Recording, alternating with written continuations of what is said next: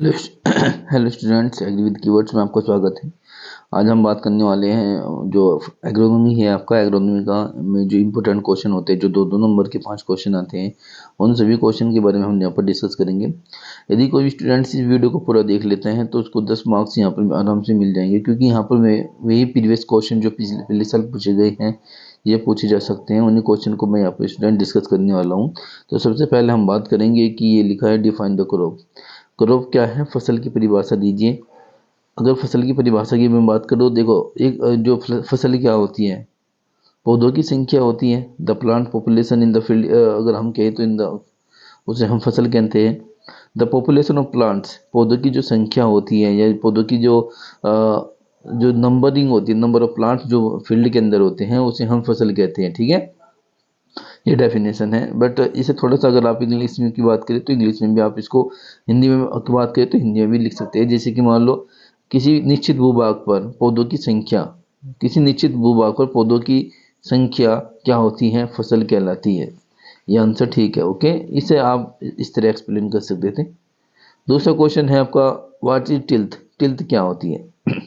The physical condition of soil is called tilth. The physical condition of the soil is called tilth. ठीक है, मृदा की जो भौतिक अवस्था होती है या भौतिक स्थिति जो होती है उसे हम क्या बोलते हैं, टिल्थ बोलते हैं। मृदा की भौतिक स्थिति, फिजिकल कंडीशन कैसी है, वो फिजिकल कंडीशन मतलब मृदा की भौतिक स्थिति कैसी है, उसको ही हम क्या बोलते हैं स्टूडेंट्स, उसी को ही हम टिल्थ बोलते हैं। ओके, उसके बाद है F Y M. F Y M में नाइट्रोजन फास्फोरस की परसेंटेज पूछ लिया है। एफ वाई एम क्या होता है? एफ वाई एम होता है फार्म यार्ड मैन्योर, यानी कि जो फार्म है उसके जो पीछे है बैकवर्ड एरिया, बैकवर्ड यानी पीछे जो खाद है, यानी खाद आपने बनाया है उसे एफ वाई एम कहते हैं। यानी कि फार्म के पीछे बनाए जाने वाला जो खाद होता है जिसे हम उसे हम एफ वाई एम के नाम से जानते हैं।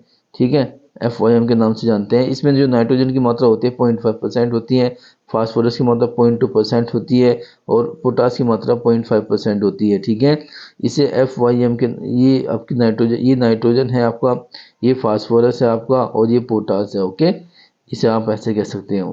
कुछ लोग एन पी के को यहाँ पर भी ऐसे भी देखते हैं कि एफ वाई एम में नाइट्रोजन की मात्रा कुछ लोग ऐसे बोलते हैं 0.5, 0.2, 0.25 ऐसे बोल देते हैं, और 0.4 ये भी सही है। कहीं पर थोड़ा कुछ लोग स्टैंडर्ड अगर बुक की बात करें तो 0.5, 5.2 और 0.5 भी होता है, बट आप इसे भी लिख सकते हैं, कोई डाउट नहीं है। उसके बाद स्टूडेंट क्वेश्चन नंबर 4 है केवीके। केवीके क्या है? इसका पूरा नाम कृषि विज्ञान केंद्र है। ये सबसे पहले 1974 में स्टैब्लिश किया गया था। कहाँ पर किया गया था? पोंडोचेरी में। कहाँ पर? पोंडोचेरी में। ओके, इसे भी ध्यान रख लेना, कृषि विज्ञान केंद्र है ये केवीके। एमसीपीबी क्या होता है? एमसीपीबी के बारे में हम देख लेते हैं आपको। एमसीपीबी क्या होता है? एमसीपीबी एक हर्बिसाइड होता है स्टूडेंट्स। क्या होता है? एक हर्बिसाइड होता है। ठीक है, जैसे अपना एक वीडीसाइड का नाम आपने सुना होगा, 2,4-D का नाम आपने सुना होगा, तो ब्रॉडली ये वीडीसाइड होता है। बट ये एमसीपीबी क्या होता है? एमसीपीबी एक हर्बिसाइड होता है जिसका प्रयोग किसी हब को किल करने के लिए किया जाता है। ओके, आप ऐसे लिख सकते थे। देखो 3 चीज़ें होती हैं स्टूडेंट, यहाँ पर बता देता हूँ। एक होता है आपका वीडीसाइड, एक होता है आपका हर्बिसाइड, एक होता है आपका फंजीसाइड। ठीक है, साइड का मतलब होता है सुसाइड। साइड का मतलब होता है किल करना। ओके, आपने सुसाइड का नाम सुना होगा, सुसाइड, CID, ई साइड, इसका मतलब होता है किल करना। अगर हम किसी ऐसा केमिकल जो किसी वीड को किल कर देता है, ऐसा केमिकल जो किसी खरपतवार को मार देता है, उसे हम क्या बोलते हैं स्टूडेंट? वीडीसाइड बोलते हैं।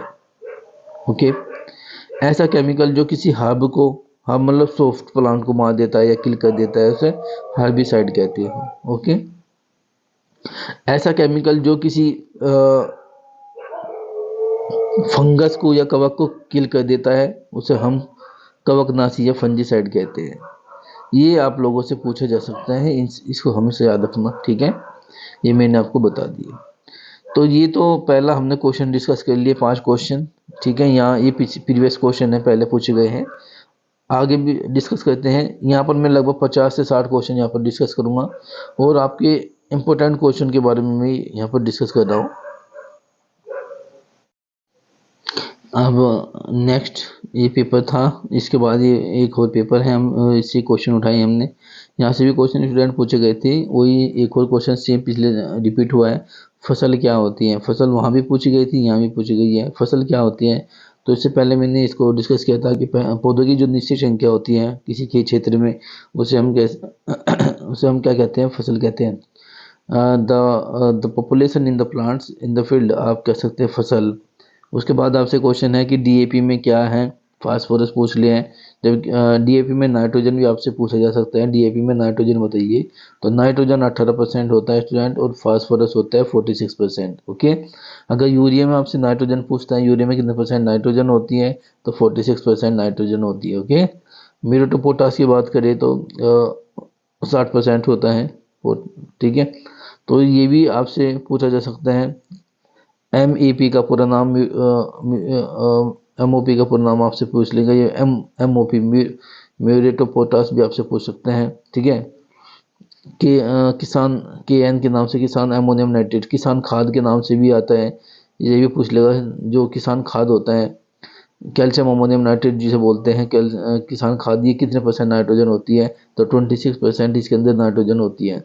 तो ये आप लोगों से आप स्टूडेंट्स पूछा जा सकता है क्वेश्चन। ठीक है, तो इनको याद रख के जाइए। आपसे वर्मी कंपोस्ट के बारे में पूछ सकता है, वर्मी कंपोस्ट में कितने परसेंट नाइट्रोजन होती है, FYM में नाइट्रोजन कितने परसेंट होती है students. CAN calcium ammonium nitrate यानी किसान खाद, CAN कैल्शियम अमोनियम नाइट्रेट में नाइट्रोजन हो कितने परसेंट होता है, 26% होती है। ये भी आप पूछ लेगा। किसान खाद क्या होता है, उससे आपसे पूछ सकता है। मिक्सिड फर्टिलाइजर क्या होते हैं, मिक्सिड फर्टिलाइजर क्या होती है, कंप्लीट फर्टिलाइजर क्या होते हैं, कंपोस्ट, इस तरह से सिंगल फर्टिलाइजर्स क्या होते हैं। बहुत सारे स्टूडेंट्स आप लोगों से ये क्वेश्चन है, तो मैं देखो यहाँ पर क्वेश्चन बहुत ज़्यादा बता रहा हूँ, तो इसलिए इनको ढूंढ के सर्च करके मिल जाएंगे आप लोगों को। कंप्लीट फर्टिलाइजर्स आप डालेंगे तो कंप्लीट फर्टिलाइजर्स का मतलब ऐसा वो होता है, ऐसा होता है। कंप्लीट फर्टिलाइजर का मतलब स्टूडेंट्स, चलो मैं डिस्कस कर देता हूँ इनको भी आगे।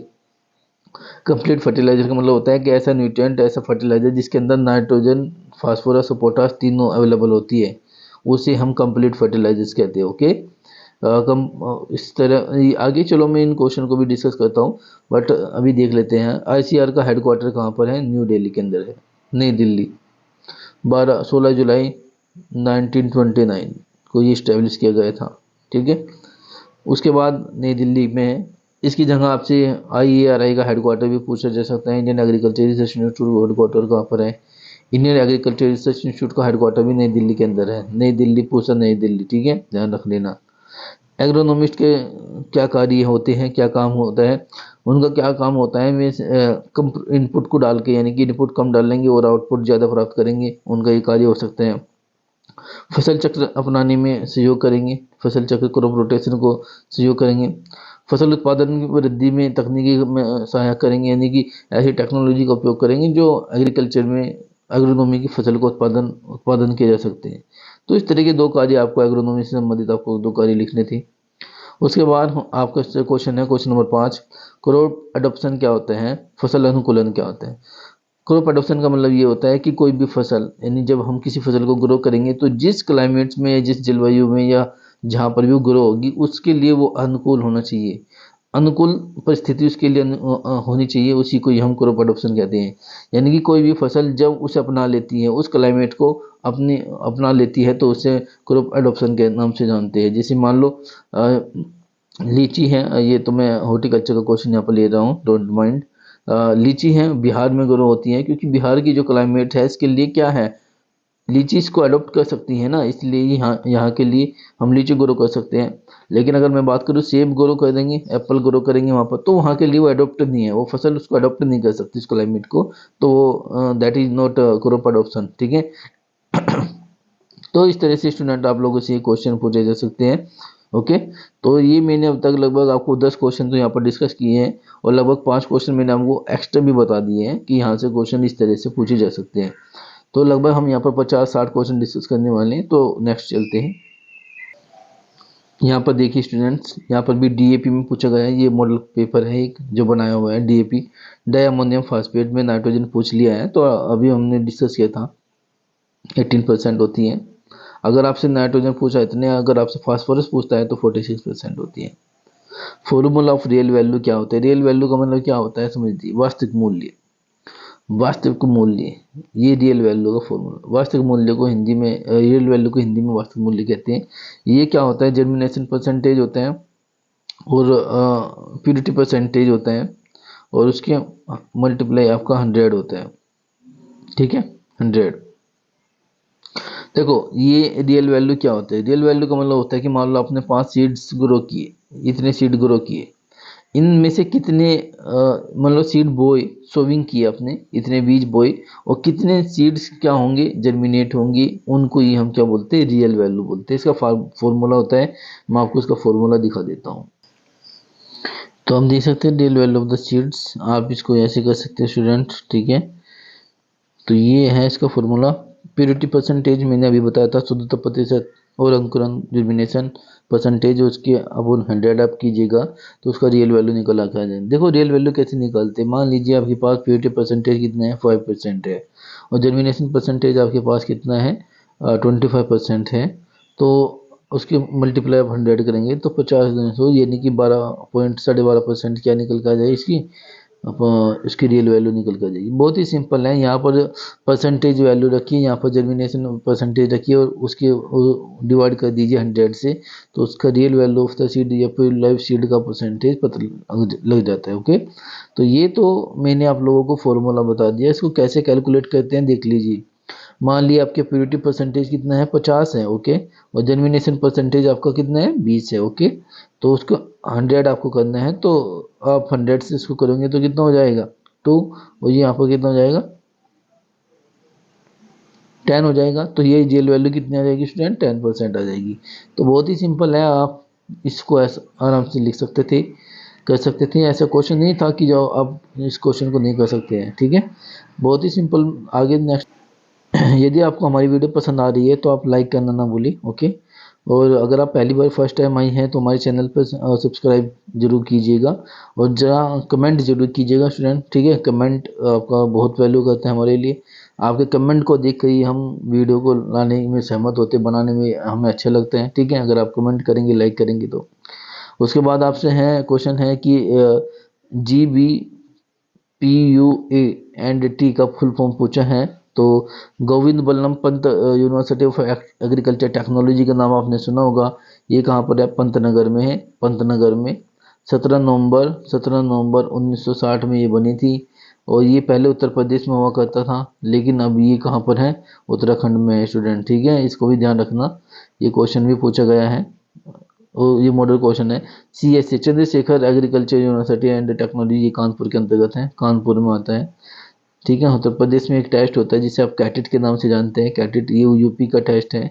यहाँ पर जितनी भी यूनिवर्सिटी होती है, चंद्रशेखर आजाद है आपका, सरदार वल्लभ भाई पटेल है आपका, आपका इंद्र कृषि प्रौद्योगिकी विश्वविद्यालय है आपका, फैजाबाद है, जो एक बांदा एग्रीकल्चर यूनिवर्सिटी है। सभी जगह की यूनिवर्सिटी होती है, एक टेस्ट लेती है कंबाइन, और उसके इसी के हिसाब से स्टूडेंट को ये एंट्री कराती है। इसे पूछा है 2,4-D क्या होता है। 2,4-D डाइक्लोरोफिनेक्स एसिटिक एसिड होता है, जिसका प्रयोग ब्रॉड लीफ चौड़ी पत्ती वाले खरपतवारों को किल करने के लिए किया जाता है। इसका प्रयोग फ्रूट सेटिंग के लिए भी किया जाता है। फ्रूट सेटिंग का मतलब होता है फलों को गिरने से बचाने के लिए भी। ठीक है, उसके बाद सर्टिफाइड सीड और न्यूक्लियोसिड्स के बारे में पूछ लिया है। देखो, एक होता है फंडा नियो फ्यू, लिखना चाहो तो लिख लो, RPCB, NYFWRPCB। इसको कैसे याद करते हैं, एन से नहीं होता न्यूक्लियर सीड। न्यूक्लियर जो सीड होता है उस पर जो टैग होता है वो पीले कलर के टैग होते हैं। ठीक है, जो फाउंडेशन सीड होते हैं, फाउंडेशन सीड पर वाइट कलर के टैग होते हैं। जो रजिस्टर्ड सीड होते हैं उस पर पीले कलर यानी पर्पल कलर के टैग होते हैं। और जो सर्टिफाइड सीड होते हैं वो उस पर ब्लू कलर के टैग होते हैं। और ये सर्टिफाइड सीड जो होते हैं, सर्टिफाइड सीड ही क्या किए जाते हैं, फार्मर्स को डिस्ट्रीब्यूट किए जाते हैं फसल उत्पादन के लिए। जो न्यूक्लियर सीड्स होते हैं आपके, न्यूक्लियर जो सीड होते हैं, इन्हीं को फाउंडेशन सीड के नाम से जानते हैं। ठीक है, न्यूक्लियर सीड को फाउंडेशन सीड के नाम से जानते हैं, या आप ब्रीडर सीड के नाम से जानते हैं, सॉरी ब्रीडर सीड के नाम से भी इनको जानते हैं, ठीक है। तो ये आप लोग ऐसे लिख सकते थे इसमें, ठीक है। केंद्रक बीज क्या होते हैं? प्रमाणित कृत बीज वे उन बीजों को कहा जाता है जो किसी संस्था के द्वारा सर्टिफाइड किए जाते हैं, ठीक है। जैसे आपका एनएससी है, एनएससी का नाम आपने सुना होगा। एनएससी मतलब national seed corporation of India है। ये सीड में काम करती है। भारत के अंदर जितनी भी सीड्स यहाँ पर डिस्ट्रीब्यूट होती है, बनते हैं, सब एनएससी का काम है। तो यहाँ से आप लोगों से क्वेश्चन स्टूडेंट पूछा जा सकते हैं, ठीक है। आगे नेक्स्ट चलते हैं। उसके बाद स्टूडेंट है टिलीज पूछ लो। फादर ऑफ टिलीज कौन है? जेंथ्रोटूल है। जेंथ्रोटूल भारत फादर ऑफ टिलीज है जेंथ्रोटूल। जेंथ्रोटूल की अगर बात करें तो ये जेंथ्रोटूल कौन थे? फादर ऑफ टिलीज इनको कहा जाता है। फादर ऑफ वीड भी इनको कहा जाता है, ठीक है। खरपतवार के पिता भी यही थी। तो ये क्वेश्चन यहाँ से पूछा है। ग्रो आउट टेस्ट आपसे ये पूछा है, ठीक है। एनडीए नरेंद्र देव वही है, एग्रीकल्चर यूनिवर्सिटी है। यूपी कैटेट की जो 4 यूनिवर्सिटी है उनको देख लेना, उनमें से अगर पूछा जाए तो ये मॉडल पेपर है, बट मुझे नहीं लगता कि यहाँ से क्वेश्चन आएगा। ये क्वेश्चन नहीं, ये सही है। ये भी अभी डिस्कस किया है, ये भी वही अभी ब्रीडर सीड मैंने फाउंडेशन सीड के बारे में भी डिस्कस किया है। तो यही सीड होते हैं। देखो इसको याद करने का तरीका कौन कौन सा होता है। देखो पहले आप NY लिखो, फ्यूल लिखो, RP लिखो और CV लिखो। पहले जो फाउंडेशन सीड बनेंगे वो न्यूक्लियर सीड से बनते हैं, जो रजिस्टर सीड बनते हैं वो न्यूक्लियर सीड और फाउंडेशन से बनते हैं, ठीक है। और CV, तो इस तरह से आप लोग इसको याद कर सकते हो स्टूडेंट, ठीक है।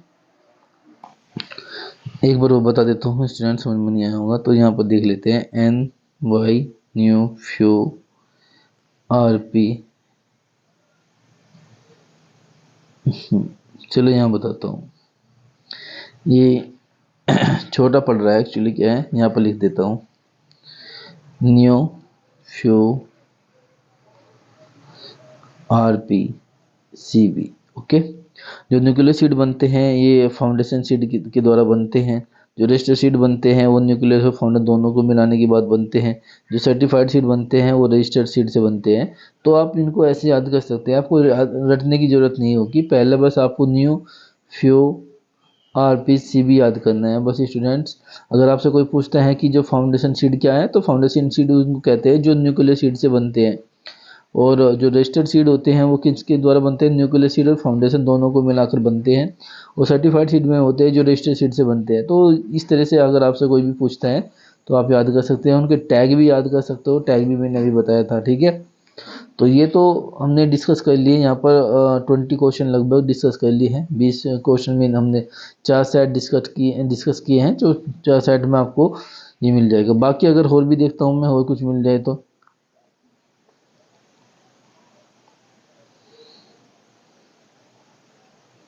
एक ये है, ये भी डिस्कस कर लेते हैं स्टूडेंट्स। फादर ऑफ एग्रोनॉमी कौन है? पिट्रो डी किशन जी हैं, फादर ऑफ एग्रोनॉमी। एग्रोनॉमी के फादर पिट्रो डी किशन जी हैं और वीड के जेंथ्रोटूल हैं। और दूसरा क्वेश्चन है आपका टेट्रोजोलियम टेस्ट। ये क्वेश्चन पूछा ही जाता है, टेट्रोजोलियम टेस्ट क्या होता है। टेट्रोजोलियम टेस्ट का मतलब ये सीड की वायबिलिटी को टेस्ट करने के लिए किया जाता है। वायबिलिटी का मतलब होता है कि उस बीज के अंदर जीवन है या नहीं है, वो बीज अंकुरित होगा नहीं होगा, उसका उसकी जो टेस्ट होता है उसको जो चेक करते हैं वो टेट्रोजोलियम टेस्ट के द्वारा ही करते हैं। इस बात का ध्यान रखना, टेट्रोजोलियम टेस्ट, ठीक है। ये नाम सुना होगा आपने इसका। इसका प्रयोग किया जाता है इसमें उसका हाँ,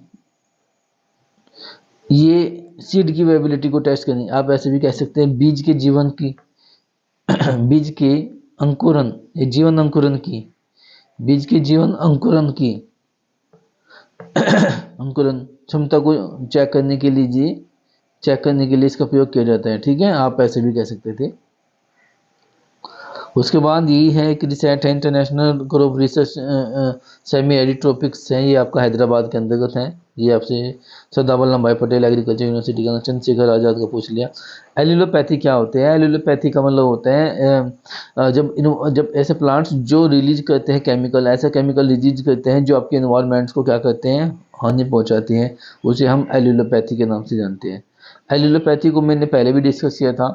देखो एलोपैथीज वाले जो प्लांट्स होते हैं उनसे एक केमिकल रिलीज होता है, मान लीजिए प्लांट्स हैं और उनसे केमिकल रिलीज होता है और ये केमिकल इस इन्वायरमेंट को क्या करता है, इफेक्ट करता है, प्रभावित करता है। तो इस तरह के जो प्लांट्स होते हैं उनको एलोपैथी प्लांट्स के नाम से जानते हैं। ओके, रियल वैल्यू ऑफ ओएसिड मैंने अभी बताया था।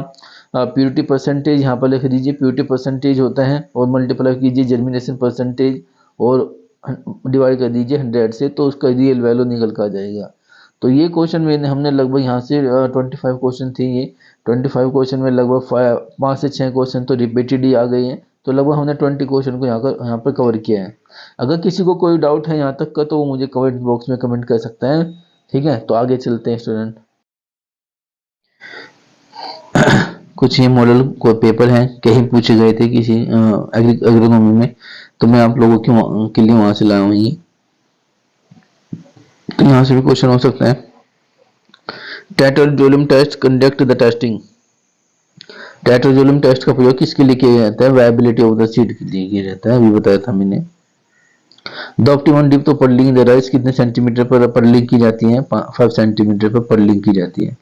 अब पडलिंग क्या होता है स्टूडेंट्स, पडलिंग से क्वेश्चन भी पूछा जाता है, राइस में पडलिंग होता है। देखो आप लोगों ने धान देखा होगा, धान लगाते समय आपने देखा होगा कि एक फील्ड होता है वो पानी से भरा जाता है पहले तो, ठीक है, जिस खेत में आपको धान लगाना है।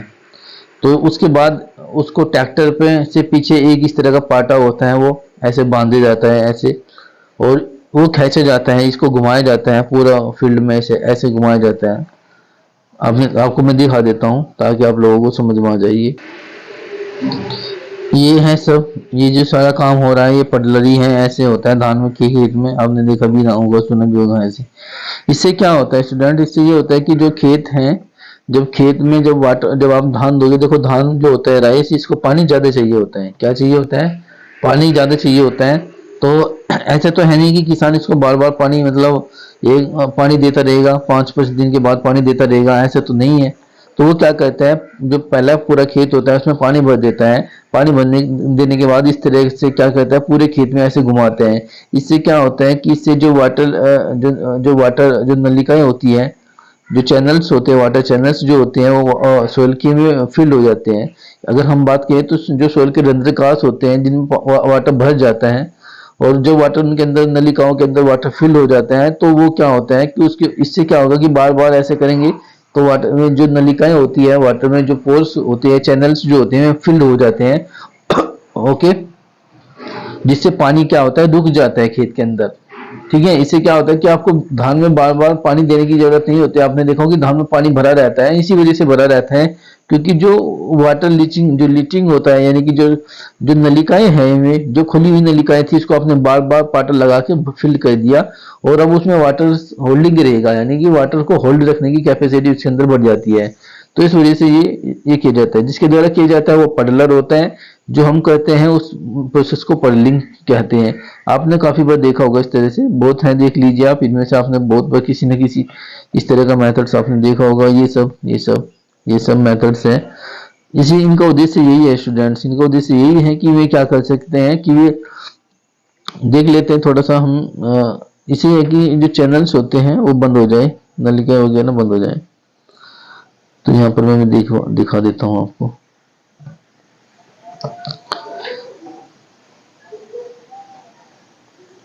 ठीक है, ये जो लैंड होता है, राइस जो होता है, राइस को प्रिपरेशन करने के लिए प्रोसेस की जाती है। इसमें शायद लिखा नहीं है बट मैं बता देता हूँ कि इसमें जो वाटर की जो चैनल्स होते हैं, जो नलिकाएं वगैरह होती है, इस तरह से ये ओपन होती हैं, लेकिन जब आप बार बार इस पर पाटर लगा देते हो तो ये बंद हो जाती है, जिससे वाटर जो होता है नीचे नहीं जाता। ठीक है, आपने देखा होगा धान में जो धान होता है उसमें पानी काफी समय तक रुका रहता है। ठीक है, इस वजह से रुका रहता है क्योंकि आपने उसमें क्या किया स्टूडेंट, पडलिंग किया है। तो ये था आपका आंसर पडलिंग का। ओके, तो इससे क्वेश्चन ये पूछा गया था कि कितने सेंटीमीटर होना चाहिए, 5 सेंटीमीटर होना चाहिए। ठीक है, the most critical stage of the irrigation, the wheat crown stage या CRI जिसे आप बोलते हैं, क्राउन रूट इनिटेशन, जब क्राउन निकलते हैं उस समय आपको सिंचाई करनी चाहिए। धान की फैमिली क्या है, पोएसी फैमिली है। ठीक है, इंटरनेशनल न्यूट्रिएंट किसने दिए थे, अनाउन एंड स्टॉक ने दिए थे 1939 में। कितने न्यूट्रिएंट्स हैं, अगर मैं बात करूं पौधे के लिए कितने न्यूट्रिएंट्स हैं, 17 हैं, पहले 16 थे, अब 17 न्यूट्रिएंट हो गए हैं, निकल भी ऐड हो गया है, ये सब है। बाकी सिंगल सुपर फास्फेट में सल्फर की मात्रा पूछ लिया आपसे, सिंगल सुपर फास्फेट में एस सल्फर की मात्रा कितने परसेंट होती है, यहाँ पर 12% लिखी है, मुझे थोड़ा सा डाउट है, यहाँ पर 16% होनी चाहिए थी, और डबल में 32 होती है, ट्रिपल में 48 होती है, ये थोड़ा सा डाउट में क्वेश्चन है, इन्होंने 12 क्यों लिखा, यहाँ पर 16 होना चाहिए था। चलो आप देख लेना एसएसपी की मात्रा सिंगल सुपर फास्फेट में। सीएन रेशियो कितना होता है ऑर्गेनिक मैन्योर का, 20:10 होता है। सीएन मतलब कार्बन और नाइट्रोजन का रेशियो कितना होता है और कार्बनिक खाद में, तो 20:1 होता है। फादर ऑफ एग्रोनॉमी अभी क्वेश्चन आया था, पीटर डी किसन जी हैं, ओके, यहाँ से क्वेश्चन पूछे जा सकते हैं स्टूडेंट। फ्लेरिस माइनस जो होता है वो किससे संबंधित होता है, गेहूं से संबंधित होता है, गेहूं का मामा भी इसको बोलते हैं, ठीक है, गेहूं का मामा यहाँ से है। उसके बाद आपसे क्वेश्चन है जीरो टिलेज क्या होता है स्टूडेंट, जीरो टिलेज बताइए, जीरो टिलेज क्या होता है। जीरो टिलेज का मतलब होता है कि कम से कम कम से कम टिलेज करना, कम से कम भू परिष्करण करना ही क्या कहलाता है, जीरो टिलेज। ये आप कह सकते हैं कम से कम तो नहीं कह सकते, हो सकता है कि आप नॉन टिल को, यानी कि जहां पर हम टिलेज नहीं करते हैं, बिल्कुल भी नहीं करते हैं, उसे हम जीरो टिलेज कहते हैं। जैसे मान लो अगर मैं ये कहूं कि मुझे क्या लगाना है, मेज लगाना है, मक्का लगाना है, ओके, या मुझे मक्का, आपके यहाँ बिहार में भी होता है, मक्का लगाना है मान लो, तो मक्का के लिए जब आपके जो जो मक्का है खरीफ को दान मक्का जब खरीफ फसल नहीं है, और जब आप इसको लगाओगे तो आपकी जो भूमि है विदाउट प्रिपेयर, यानी आपने उसमें टिलेज नहीं किया, किसी भी तरह का हैरो कल्टीवेटर कुछ नहीं किया, पानी दिया, पानी देने से भूमि लूज हो गई और आपने इसमें मक्के के सीड डाल दिए, तो जब आपने इसमें टिलेज का प्रोसेस नहीं किया, यानी कि इसमें ना हैरो चलाया, ना कल्टीवेटर चलाया, ना हल से जोता, किसी तरह की जुताई नहीं की, किसी तरह का भू परिष्करण नहीं किया, तो उसको हम क्या बोलते हैं, जीरो टिलेज कहते हैं, ओके। प्रिसिशन फार्मिंग क्या होती है, इसके बारे में देख लेते हैं, और ब्राउन मैन्यूरिंग क्या होता है, दोनों क्वेश्चन ये देख लेते हैं। इसको यहाँ पर ऐसे दे सकते हैं, थोड़ा सा मैं यहाँ पर ये कोशिश करूंगा आपको समझाने की। तो हरी अवस्था में जो चयनित फसलों को जमीन में पलटाई तथा जुताई करके पानी लगाकर सड़ाया जाता है, उसे ब्राउन मैन्यूरिंग के नाम से जानते हैं, ब्राउन मैन्यूरिंग के नाम से, या आप भूरी खाद के नाम से जानते हैं। अगर मैं ये कहूँ कि आपने देखा होगा स्टूडेंट्स, आपने ढांचा देखा होगा, स्नेह देखा होगा, ढांचा, अब बात कर लेते हैं, अब इसको समझ में आ गया। आप लोगों ने ढांचा देखा होगा, ढांचा, सनई, ढांचे आपने सुना होगा, सनई आपने सुना होगा, सनई क्या होता है कि ये ग्रीन मैन्योरिंग खाद होती है, ग्रीन मैन्योरिंग मतलब हरी खाद होती है, ग्रीन मैन्योरिंग होती है हरी खाद।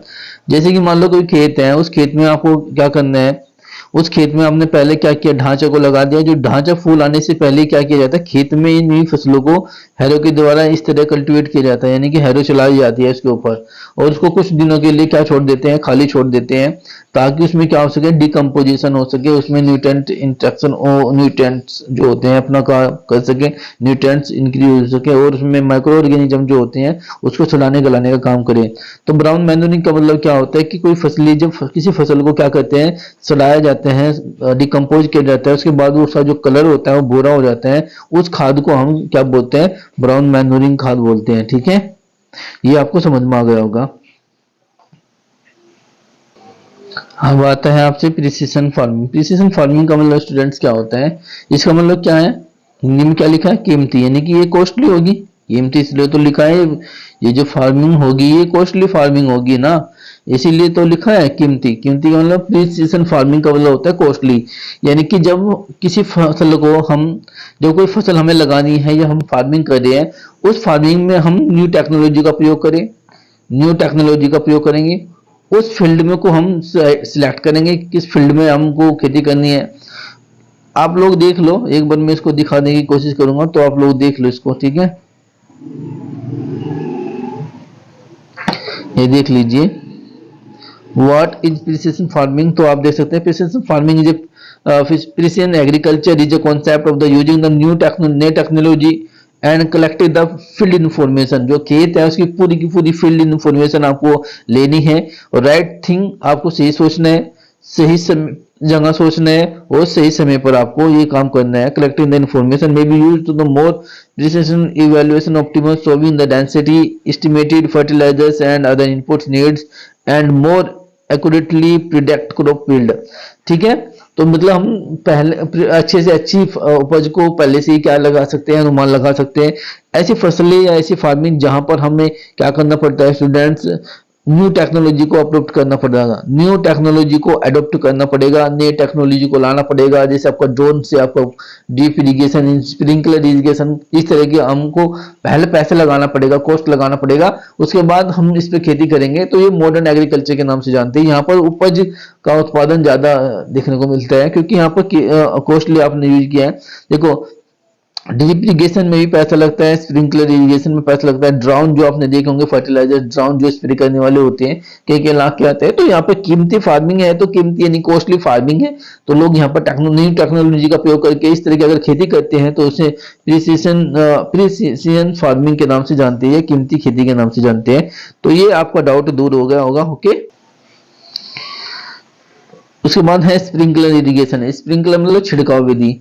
ये क्या होता है, देखो ड्रिप इरिगेशन तो आपने सुना ही होगा कि यानी पौधों को जड़ में, जो जड़ होती है, रूट जोन जो होते हैं, रूट जोन, उनमें हम क्या देते हैं, पानी देते हैं, उसे हम क्या बोलते हैं, ड्रिप इरिगेशन बोलते हैं। स्प्रिंकलर इरिगेशन क्या होता है, मतलब प्लांट्स है उसके ऊपर जो बौछार यानी कि बौछारी छिड़काव के दौरान जो पानी दिया जाता है उसे स्प्रिंकलर इरिगेशन कहा जाता है। ठीक है, डैपोंग मेथड ऑफ नर्सरी, ये डैपोंग मेथड्स हैं, ये नर्सरी राइस में यूज की जाती है। ठीक है, इसमें सीड रेट जो होता है कुछ लोग 3 से 4 किलोग्राम प्रति हेक्टेयर बताते हैं। तो बट इसमें सीड कम भी लगता है। ये डेपोंग मेथड है, सीड को नर्सरी तैयार करने के लिए इसका प्रयोग किया जाता है। SRI, ये सिस्टमेटिक ऑफ राइस इंटेंसिफिकेशन होता है। ये भी आपसे पूछा जा सकता है SRI मेथड क्या है, सीड प्रणाली क्या है, किससे संबंधित है, तो धान से संबंधित है, ध्यान रख लेना इसका भी। रोगिंग क्या होता है, रोगिंग मतलब होता है किसी खेत के अंदर अगर किसी अन्य फसल का पौधा, मान लो ये खेत ये रहा और ये खेत रहा, इस खेत में किसी अन्य फसल का अगर कोई पौधा आ जाता है, अन्य वैरायटी का कोई पौधा आ जाता है, तो उसे रोगिंग के नाम से जानते हैं। ठीक है, ऑर्गेनिक फार्मिंग क्या होता है, जिसमें हम किसी विदाउट केमिकल्स, विदाउट फर्टिलाइजर्स का प्रयोग करेंगे, उसे हम ऑर्गेनिक फार्मिंग करेंगे। जैसे कि आपने नाम सुना होगा, बायो फर्टिलाइजर्स का नाम सुना होगा आपने, बायो फर्टिलाइजर जितने आते हैं ऑर्गेनिक फार्मिंग के अंतर्गत आते हैं। तो विदाउट केमिकल्स के अगर हम कोई खेती करते हैं, विदाउट फर्टिलाइजर्स के अनुसार हम खेती करते हैं, तो ऑर्गेनिक फार्मिंग आते हैं। ठीक है, नेचुरल फार्मिंग यानी प्रकृति फार्मिंग, प्राकृतिक फार्मिंग यानी ऑर्गेनिक फार्मिंग। ठीक है, ये भी आप प्राकृतिक फार्मिंग को ऑर्गेनिक फार्मिंग कहते हैं। डिबलिंग क्या होता है, डिबलिंग ऑफ सीड्स, इसमें हम इस तरह का होता है, इसमें सीड डाला जाता है और ये जमीन में जाता है, यानी कि डिबलर होता है, ये सीडलिंग के लिए होता है। बीज सोविंग करने के लिए, खेत में बीज को बोने के लिए दिया जाता है। लीफ कलर चार्ट होता है, पत्ती का पता लग जाता है कि किस किस मान लो कोई इस तरह की पत्ती है, उस पत्ती में किसकी अगर येलो कलर आता है तो उसमें नाइट्रोजन की डेफिशिएंसी होती है, तो उससे पता लग जाता है लीफ कलर चार्ट से। तो ठीक है, लीफ कलर चार्ट का प्रयोग हम किसके न्यूट्रिएंट की डेफिशिएंसी को पता करने के लिए रखते हैं। क्रोमिक इंटेंसिटी भारत की राजस्थान की कितनी है वो तो मुझे नहीं पता, लेकिन भारत की है 143%, 143। ठीक है, तो स्टूडेंट्स ये क्वेश्चन है, बाकी और भी बहुत सारे क्वेश्चन है। मैं इन क्वेश्चन को आपको पीडीएफ दे दूंगा क्योंकि इन सभी क्वेश्चन को डिस्कस करने में लगभग कुछ और समय लग सकता है, देखता हूँ। तो स्टूडेंट फिर आप यहाँ पर स्टार्ट कर सकते हैं। यहाँ से भी क्वेश्चन, ये भी प्रीवियस ईयर का पेपर है, यहाँ से भी आपसे क्वेश्चन पूछा जा सकता है। ठीक है, जैसे कि ये क्वेश्चन है, Indian institute of pulse research institute कहाँ पर है, ये कानपुर में है। तो जितने भी एग्रीकल्चर रिसर्च इंस्टीट्यूट हैं आप सभी याद करके जाइएगा, ध्यान रखना वहाँ से क्वेश्चन आता ही है। ठीक है, Indian institute of pulse research institute कहाँ पर है, कानपुर के अंतर्गत है, अंदर आता है, कानपुर में आता है, कानपुर उत्तर प्रदेश के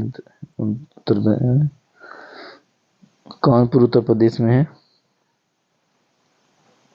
तो स्टूडेंट्स यहाँ से भी क्वेश्चन आ जाते हैं। देखो ये भी प्रीवियस ईयर के पेपर है, ये 2 नंबर के क्वेश्चन यहाँ पर हम डिस्कस कर रहे हैं। ठीक है, तो ये क्वेश्चन देखो लिखा है, Indian institute of pulse research institute कहाँ पर है, ये कानपुर में है।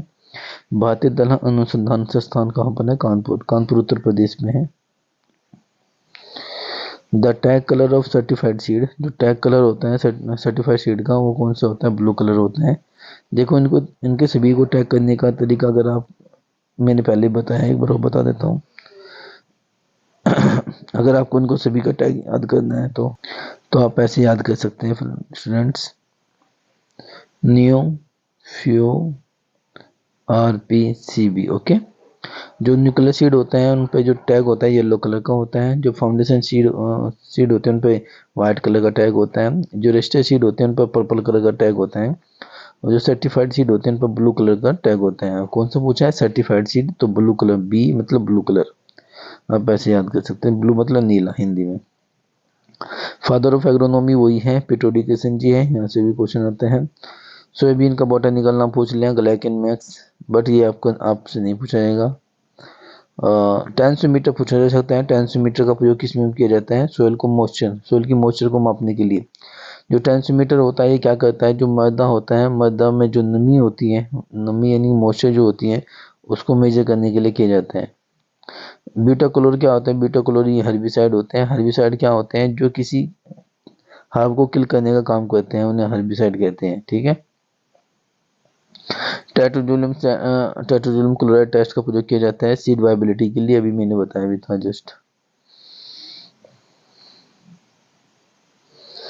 उसके बाद स्टूडेंट यहाँ से भी क्वेश्चन आप लोगों से पूछा जा सकता है, ये होता है फर्टिगेशन। क्या होता है फर्टिगेशन? FERTIGATION। फर्टिगेशन क्या होता है? ठीक है। तो फर्टिगेशन का मतलब क्या होता है कि जब फर्टिलाइजर होता है, फर्टिलाइजर प्लस वाटर दोनों को मिक्स करके स्प्रे किया जाता है किसी प्लांट पर, तो उसे हम फर्टिगेशन कहते हैं। फर्टिगेशन का मतलब होता है उर्वरक प्लस पानी को मिलाकर जब हम स्प्रे करते हैं, छिड़काव करते हैं, तो उसे हम क्या कहते हैं? फर्टिगेशन कहते हैं। ठीक है। इसमें हम फर्टिगेशन में हम कंबाइन करते हैं फर्टिलाइजर्स को। मान लो कोई फर्टिलाइजर्स है, ओके, कोई फर्टिलाइजर्स है, कोई उर्वरक है, उस उर्वरक प्लस पानी यानी वाटर को हम मिला देंगे और उसका स्प्रे करेंगे, तो उसको इस इरिगेशन को क्या बोलेंगे? हम फर्टिगेशन बोलेंगे। उसके बाद है रिलेटिव ईड। रिलेटिव ईड क्या होते हैं? मान लीजिए ये रिलेटिव ईड के बारे में चलो मैं आपको बता देता हूँ। ठीक है। तो रिलेटिव ईड का मतलब स्टूडेंट्स ये होता है कि मान लो किसी फसल में, उसी फसल का अगर कोई पौधा मिल जाता है, जैसे गेहूं है, वीट है, गेहूं, ठीक है। तो गेहूं क्या होता है कि गेहूं के अंदर आपका जो एक खरपतवार होता है, कौन सा? Phalaris minus. गेहूं का मामा जिसे आप कहते हैं, फ्लेरिस माइनस। तो ये इस सिमिलर होता है गेहूं की तरह का ही, क्योंकि ये इस तरह का ये सेम होता है, यानी कि जो गेहूं का प्लांट्स होता है उसी तरह का ये वीड भी होता है। तो इसे हम क्या बोल सकते हैं? रिलेटिव वीड बोलते हैं। ओके। तो हम इसे रिलेटिव वीड के नाम से जानते हैं। एक होता है नॉक्सियस वीड। नॉक्सियस वीड्स क्या होते हैं? जिनको डिफिकल्ट करना कंट्रोल करना डिफिकल्ट हो जाता है, हम उन्हें नॉक्सियस वीड बोलते हैं। बट रिलेटिव वीड का मतलब होता है कि रिलेटिव का मतलब होता है उसके जैसा, जैसे आपकी फसल है उसी की जैसा अगर खरपतवार है, तो उसे हम क्या बोलेंगे? रिलेटिव वीड बोलेंगे। जैसे आपने फ्लेरिस माइनस या गेहूं का मामा का नाम सुना होगा, तो ऐसे ही कॉमन भाषा में उसे मंडूसी कहते हैं। उत्तर प्रदेश की अगर बात करें तो मंडूसी कहते हैं उसको। तो उसके बाद है आपका रियल वैल्यू ऑफ सीड, ये मैंने आपको बता दिया है। प्योरिटी परसेंटेज होता है, जर्मिनेशन परसेंटेज होता है, और यहाँ पर उसके डिवाइड कर दीजिए 100 से, तो उसका वैल्यू निकल कर आ जाएगा। खाद क्या होते हैं? खाद आप सभी जानते हैं, बायो फर्टिलाइजर्स। जो जीव जंतु के ऑर्गेनिज्म से बनते हैं उन्हें बायो फर्टिलाइजर्स कहते हैं। जो केमिकल से बनते हैं, जैसे आपका यूरिया हो गया, NH2CO NH2CO आपने नाम सुना होगा, एमाइड ग्रुप का होता है वो। उसके बाद है प्राइमरी न्यूट्रिएंट। कौन कौन से हैं प्राइमरी प्लांट न्यूट्रिएंट? जैसे आपका एनपीके नाइट्रोजन, फास्फोरस और potash. NPK that is a primary nutrient. अगर आपसे पूछ लेता है सेकेंडरी न्यूट्रिएंट कौन से हैं, तो सेकेंडरी न्यूट्रिएंट है आपका कैल्शियम, मैग्नीशियम एंड सल्फर, ये सेकेंडरी न्यूट्रिएंट है। ओके। उसके बाद आपसे पूछे हैं ड्रिप मेथड क्या होती है? ड्रिप मेथड वही ड्रिप इरिगेशन पूछा है। ड्रिप इरिगेशन किसे कहते हैं? जब किसी प्लांट्स के रूट जोन में हम पानी देते हैं तो उसे ड्रिप इरिगेशन के नाम से जानते हैं। ये इजराइल से आया था, भारत के अंदर इजराइल देश लाया है। ऑयल सीड क्रॉप होती हैं, उनके कहते हैं जिनसे हम ऑयल प्राप्त कर लेते हैं, ऑयल जिनसे प्राप्त किया जाता है, ऑयल सीड क्रॉप। जैसे आपका सोयाबीन है, आपका मूंगफली, ग्राउंडनट है, आपका मूंगफली है, सोयाबीन है, तिल है, बहुत सारी है। डिबलर मेथड्स वही है जो सीड के द्वारा, जिसमें सीड सोविंग की जाती है, बीज को बोने का एक विधि होते हैं dibbler method. Cropping geometry, cropping वही होता है, क्रॉपिंग इंटेंसिटी। ठीक है। तो ये सब चीज़ें हैं स्टूडेंट, ठीक है, आप इनको देखिए।